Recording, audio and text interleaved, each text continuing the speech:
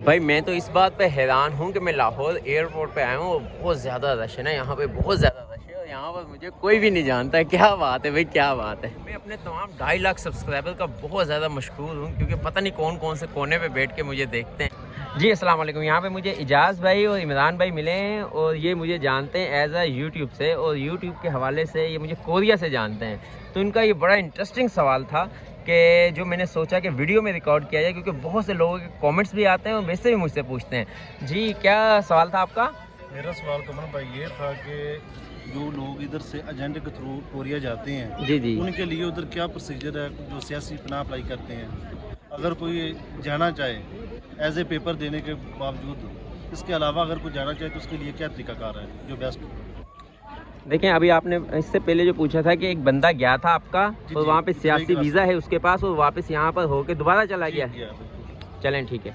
देखिए यहाँ से अगर तो आपके पास वहाँ पर कोई बंदा है, ऐसे जानने वाले 10 से कम 20 बंदे, आपने यहाँ पे किसी एजेंट को दिया, पहली बात है वो वहाँ से ना डिपोर्ट कर देते हैं। आपसे क्वेश्चन पूछेंगे किस लिए जा रहे हैं, किसने भेजा, किसके पास जा रहे हैं, कोई ना कोई आपको फेल कर देंगे। अगर अल्लाह करे कि आपके आंसर सही हुए और आप एयरपोर्ट से इंटर हो गए कोरिया के अंदर, तो वहाँ पे सबसे पहले आपने रहना कहाँ पर है, सबसे पहली बात। अगर तो आपका एक दो दोस्त जानने वाला है, वो आपको 1-2 दिन 5 दिन हफ्ता रख लेगा, वहाँ पे कोई इतना रहने का कोई इशू नहीं होता अगर आपका जानने वाला है तो। मगर फिर उसके बाद बात आ जाती है आपको जॉब मिलती है कि नहीं। ये जॉब भी समझ लें कि सीज़न जब होता है ना काम का बहुत ज़्यादा, मैं सच बताऊँ तो फिर तो आसानी से वहाँ पे वर्कर्स की बहुत ज़्यादा किल्लत है, आबादी कम है, काम ज़्यादा है। तो सियासी वीज़ा लेने के लिए आपको वकील करवाना पड़ता है, वहाँ पे इमिग्रेशन जाना पड़ता है, आपको सियासी वीज़ा लेना पड़ता है।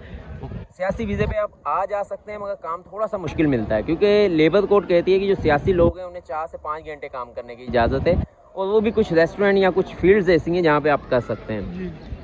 कंपनी वगैरह में आप कर भी लेंगे ना, तो तब आपको कंपनी रखेगी आधा बाइट, उसे कहते हैं कि दिहाड़ी पे काम करना। दिहाड़ी पे 10,000 से 15,000 रुपये दिहाड़ी मिलती है वहाँ पर। अब 10,000 से 15,000 रुपये जो आपको दिहाड़ी मिलेगी ना, वो आप समझ लें कि 1 हफ़्ता करें, 1 महीना करें, 2 महीने करें। अगर उस कंपनी में लगे रहे तो शायद 6 महीने ही लगे रहें, ना लगे तो जिस दिन काम नहीं है उस दिन आपको उन्होंने बोलना जाए यहाँ से। ठीक है जी। तो डेली वेजिस पे काम मिलता है। अगर आप बोलें कि कॉन्ट्रैक्ट आज से 4 से 5 साल पहले जो सियासी लोग थे उनका कॉन्ट्रैक्ट हो जाता था साल का, 2 साल का, 3 साल का, तो उन्हें टेंशन फ्री होती थी कि भाई 3 साल अभी हमने यहीं पे काम करना है। मगर अब ऐसी सिचुएशन नहीं है। अब वो सिर्फ डेली वेजिस पे रखते हैं जो सियासी लोग हैं, सियासी वीज़ा जिनके पास, असाइलम उसे कहते हैं, या उसे G1 वीज़ा वहाँ पर कहा जाता है। और सबसे आसान यही है कि आप पेपर दे के जाएँ तो आपको 10 साल का वीज़ा है, वो सबसे बेस्ट है। मगर क्योंकि जो यहाँ से 15 लाख 20 लाख रुपया 25 लाख एजेंट, पता नहीं कौन कितने मांगता है, कौन कितने मांगता है। वो हमारा जो भाई था वो 12 लाख में गया था, वही ना के रास्ते। जी जी। तो उन्होंने उधर इंटर होना था तो फिर पैसे जो पे करने थे। मगर ऐसे एजेंट को कोरियन इमिग्रेशन पकड़ लेती है, अलाउ नहीं है कि आप किसी भी कोरियन इमिग्रेशन को ये बताने पे कोरियन इमिग्रेशन इनाम भी देती है कि अगर आप हमें एजेंट पकड़ के देते हैं जो ह्यूमन जो है वो सप्लाई करते हैं, लोगों को सप्लाई करते हैं, तो उनको हम लोग जो है ना अंदर करेंगे, आपको इनाम देंगे। मगर फिर भी लोग कर रहे हैं, जिनका जो कारोबार है वो चाहे अच्छा है बुरा है, वो उसको सही लग रहा है। तो उसके लिए ये है कि अगर आपने 15-20 लाख रुपए लगाया तो आप ये बात भूल जाएंगे कि भाई वहाँ पे मुल्क के हालात कैसे हैं या नहीं। आप बोलेंगे भाई मेरा 20 लाख पूरा हो, फिर उसके बाद मैं जो है ना देखूंगा कि मुल्क के हालात कैसे हैं। मेरे तो 20 लाख ज़मीन बेची, जेवर बेचा, बच्चों को छोड़ा, बीवी छोड़ी, तो भाई मैंने काम करना है, मुल्क का नाम होता है ख़राब हो। और जो कि जायज़ भी, आप 20 लाख 25 लाख एजेंट के कहने पे भाई वहाँ पे 3 लाख 4 लाख सैलरी है, ये वो, तो बंदा चला जाता है। वहाँ पे जाने पे पता चलता है, मुझे 1 नहीं 10 पाकिस्तानी ऐसे मिले, यकीन माने वो कहते थे अगर हमें पता होता कि यहाँ पर आकर ये हाल होना है तो खुदा की कसम हम कभी ज़िंदगी में नहीं आते, हम कमरे में बैठ के रोते हैं। हमारा जो भाई गया है ना, बिल्कुल 3 लाख के ऊपर ले रहा है भाई, ले रहा है 5 लाख रुपए सैलरी ले रहे हैं। मैंने बोला कि 5 लाख रुपए सैलरी लेते हैं। ऐसे ही ना कमरा भाई जी, जब आप उधर कराची में फैक्ट्री में काम करते थे जी जी, तो एज ए वर्कर थे, एज ए वर्कर ही था। तो उनका नाम निकला, इन्होंने फिर एग्जाम में जी जी जी फिर 10 साल का वीज़ा लगा जी, ऐसा ही ऐसा ही ऐसा ही। अच्छा, तो मैं बता रहा था कि अगर आपके वहाँ पे है 15 से 20 बंदे ऐसे जानने वाले कि अगर एक बंदा उकता भी जाए तो दूसरे के पास चले गए, दूसरे के पास तंग हो गए, क्योंकि सीज़न में अगर साल में 7 से 8 महीने सीज़न है, 4 महीने सीज़न नहीं है, तो उन दिनों काम नहीं मिलता है। तो कम से कम आपके पास यहाँ तो इतने पैसे हों या होटल या इतनी ज़बान आती हो, आप कहीं पे भी स्टे कर लें। नंबर 2 बात है मस्जिदों में भी थोड़ा मुश्किल कर दिया। पहले मस्जिदों में लोग रह लेते थे, अभी मस्जिदों में थोड़ा मुश्किल कर दिया, क्योंकि वहाँ पे भी आपको पैसे वगैरह देने ही पड़ेंगे, क्योंकि वो भी रेंट पे होती हैं ज़्यादा मस्जिदें। कम मस्जिदें हैं जो अपनी प्रॉपर्टी है। फिर ये है कि आपके 15 से 20 दोस्त हैं, एक के पास जॉब नहीं है, दूसरे के पास नहीं, तीसरे के पास जॉब, किसी के पास नहीं, तो चल हफ्ता यहाँ दे लिया, हफ्ता वहाँ दे लिया, तो फिर आप पैसे बचा सकते हैं। और अगर आप वैसे ही चले जाएंगे, ना जान ना पहचान, ना ज़बान आती है, ना आपके ताल्लुक वास्ता है, तो फिर आपके लिए बड़ा मुश्किल होगा पैसे कमाने। और तकरीबन 4 लाख से 4.5 लाख रुपए कमाना कोई मुश्किल नहीं है, आसान पैसे इतने आ जाएंगे, काम करना मुश्किल है।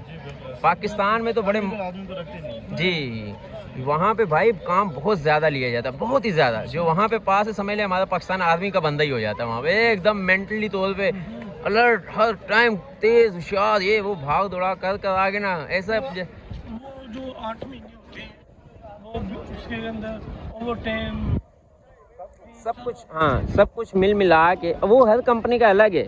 किसी कंपनी में ओवर टाइम लग रहा है, किसी में नहीं लग रहा है, किसी में 3 घंटे लग रहा है, किसी में डे नाइट शिफ्ट है, किसी में क्या है, किसी में क्या है। तो वो तो आपकी लक है कि अगर आपको जॉब वहाँ ऐसी जगह मिल जाए यहाँ डे नाइट काम है, फिर तो आपको 4 से 5 लाख रुपए महीना बच जाएगा, क्योंकि खाना भी कंपनी देती है, रिहाइश भी कंपनी देती है, आना जाना कंपनी का खाता चलता है वहाँ पे, इंटरनेट से लेके वो थक जाता है, लेकिन काम नहीं काम वहाँ पे बहुत ज़्यादा है, बहुत ज़्यादा। 5 से 6 लाख रुपए महीना कमा लेते हैं। 5 लाख एक एस्टिमेट, क्योंकि मैं आज से पहले आया तो 4 लाख था तब। 3 लाख भी हो ना, तो ये भी बहुत बड़ा प्रोसीजर है, बड़ी रकम है बड़ी रकम। जी, क्योंकि खाना पीना उनका रहना, उनका बहुत सी कंपनी फूड मनी देती है, मतलब पैसे दे देती हैं, और बहुत सी कंपनी आपको खाना देती हैं। आपकी मर्ज़ी, कोरियन खाना खाएं, आपकी मर्ज़ी है तो आप अपना खाना बनाएं।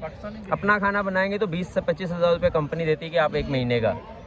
ये तो फिर ऐसा है कि सऊदीया जाने से या दुबई जाने से बेहतर है कि उधर चला जाए। भाई सऊदीया में आप 30 साल लगा लें, वहाँ पे आप 5 साल लगा लें। हाँ, क्यों? क्योंकि वहाँ पे इसके अलावा बहुत सी सहूलतें हैं, अवेयरनेस बहुत ज़्यादा है। वहाँ पे आप बासानी वीज़ा चेंज कर सकते हैं, बासानी कंपनियाँ चेंज कर सकते हैं, बासानी शादी कर सकते हैं। आपका वीज़ा 10 साल का था जी, अब क्यों आ गए?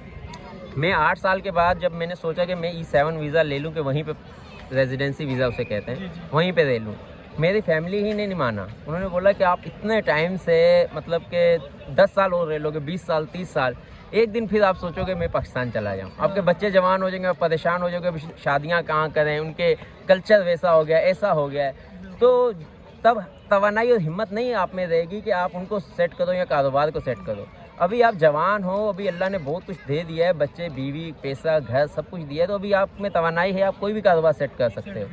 तो ये बात मेरे जहन में बैठ गई कि वाकई में अभी मैंने कारोबार किया 1 साल हुआ है, तो अल्लाह पाक का करम है कि मैं बहुत ज़्यादा खुश हूँ। अगर आपने जाना है तो वर्क वीज़े पे जाएं, बिज़नेस वीज़े पे चले जाएं, तो वो सबसे बेस्ट है। बिज़नेस वीज़े के लिए आपके बैंक स्टेटमेंट अच्छी खासी चाहिए, NTN नंबर चाहिए, नेशनल टैक्स नंबर होता है, तो बिज़नेस वीज़ा आसानी से लग जाता है। फिर आप वहाँ पे बिज़नेस अगर आपने छोटे से छोटा करना है, तो ये ग्लव्स और ये छोटा मोटा जो स्मॉल बिज़नेस जिसको कहते हैं, वो कर सकते हैं। तो अगर सियासी वीज़ा करना है तो भी कर रहे हैं पाकिस्तानी। हाँ गलत है, मेरे ख्याल में तो गलत है, मगर फिर भी मजबूर है कोई ऐसा तो फिर कर सकते हैं। ज़्यादा जो है ना वो बिजनेस वीज़ा ही होता है। ज़्यादा वहाँ पे वर्क वीज़ा है, सबसे ज़्यादा वर्क वीज़ा है, फिर स्टडी वीज़ा है, फिर बिजनेस वीज़ा है, फिर उसके बाद साइलम है जी। तो मेरी ख्वाहिश है कि बहुत से पाकिस्तानी वहाँ जाएँ, वहाँ पे अवेयरनेस आ जाएगी आप लोगों को कि ये दुनिया कहाँ पहुँच गई, हम कहाँ पर हैं। 1000 साल पीछे हैं अभी हम लोग, कम से कम 1000 साल पीछे, शऊर के लिहाज से, तालीम के लिहाज से, बात करने उठने बैठने के लिहाज से 1000 साल पीछे हैं। यकीन माने, मैं आपको बता ही नहीं सकता, वो दुनिया ही अलग है, ये दुनिया अलग है। फिर भी हमें अपने मुल्क से मोहब्बत है और इंशाल्लाह अपने मुल्क से ही रहेगी। जी, अपनी मिट्टी है। चाहे यहाँ पे हम सहरा में रहेंगे, खाक खाएंगे, तब भी हमें लगेगा कि हमने ये मट्टी का, वहाँ सोने के चम्मच से खाएंगे तो हमें मज़ा नहीं आएगा। तो ये अपने मुल्क की ये बात है, इसलिए हम छोड़ के आए, वरना 5 लाख रुपये मिल रहा हो, इतनी दौलत शोहरत सब कुछ मिल रहा था, घर पैसा सब कुछ था, जॉब थी, छोड़ के आया हूँ इसीलिए कि अपने मुल्क में आज़ाद घूम सकूँ। तो बड़ी खुशी हुई आपसे मिलके, thank you so much. Okay जी, अल्लाह हाफिज़। इस वक्त मैं लाहौर एयरपोर्ट में हूँ और माशाल्लाह रश बहुत ज़्यादा है। लाहौर एयरपोर्ट जो है पाकिस्तान का मशहूर एयरपोर्टों में से है, मगर यहाँ पर कोविड-19 की वजह से लोगों ने बहुत ज़्यादा एहतियात तो की हुई है, मगर यहाँ पर जो मुझे कुछ अच्छी चीज़ नहीं लगी वो ये है कि किसी का भी ना बैठने के लिए जगह नहीं बनाई हुई है। ये तो अभी तो आज तो बाहर है ना, कोविड-19 की वजह से अंदर एंट्री मना है, मगर जब एंट्री भी इजाज़त होती है, जब हम अंदर जाते हैं तो अंदर भी कहीं पर आपको सीट नहीं मिलेगी। ऊपर चले जाएं तब भी कोई सीट नहीं मिलेगी, ऊपर भी लोग वैसे ही बैठे होते हैं, बाहर खड़े हुए होते हैं। तो बैठने की जगह हो, कम से कम कोई बाहर से आता है, अच्छा इंप्रेशन पड़ता है कि लोग तरीके से बैठे हुए हैं। अभी यहाँ पर कोई भी बंदा अपने मतलब कि उसे पता नहीं है कहाँ पर बैठना है। जो बुजुर्ग है थक जाता है तो सेम ऐसे ही बैठ जाते हैं जैसे वो बाजी या आंटी बैठी हुई है। इस चीज़ को थोड़ा सा ना हमें मद्देनज़र रखना होगा अपने मुल्क की खातिर कि हमें रिस्पेक्ट देनी चाहिए दूसरे को बैठने के लिए। और जो मुझे अच्छी बात लगती है हमारे पाकिस्तान की या लाहौर एयरपोर्ट की, वो सबसे अच्छी बात यही है कि हमारा कल्चर है कि कोई भी बंदा आता है बाहर से तो हमारे घर से या हमारी फैमिली में से कोई ना उसे रिसीव करने के लिए आता है। उसकी खुशी की इंतहा नहीं रहती जब वो आता है, उसका कोई बैग पकड़ता है और उसे रिसीव करके घर ले जाता है। तो यकीनन ये बहुत अच्छा कल्चर ज़रूर है हमारे मुल्क का और होना भी चाहिए कि कोई भी आए तो उसे खुशामद कहना चाहिए, खुशामदीद कहना चाहिए। मगर यह है कि इनके बैठने के लिए जगह होनी चाहिए प्रॉपर, इनको कोई ना कोई जगह देनी चाहिए कि आप यहाँ पे वेट कर सकते हैं। अच्छा तो दोस्तों आज तक के लिए इतना ही काफ़ी है। वीडियो पसंद आई है तो लाइक कर सकते हैं, दोस्तों तक शेयर कीजिएगा, अपना और अपने दोस्तों का ख्याल रखिएगा। अल्लाह हाफिज़।